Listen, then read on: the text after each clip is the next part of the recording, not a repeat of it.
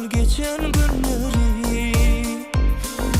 Avrin avrin duşuşardık, mülayimce sözleşirdik. Yatla sen yatla.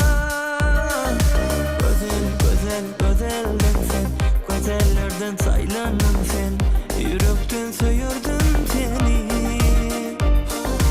Emmelerden kavanardım, kavanyanım kalamazdım. Yatla sen yatla.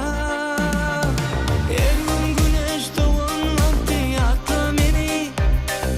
Yavaş yağan gecesine yatla meni. Söyleyen diyen sözlerimi, bana verir vadelerini. Yatla sen yatla.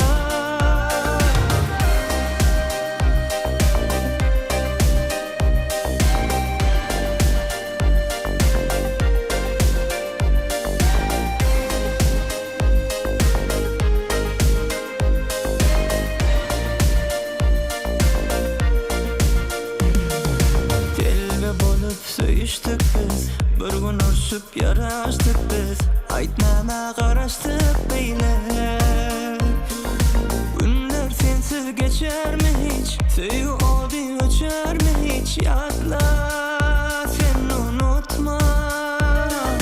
Utullu kim bu söyüdü, kim şatlık kim kaygıdı. Yürü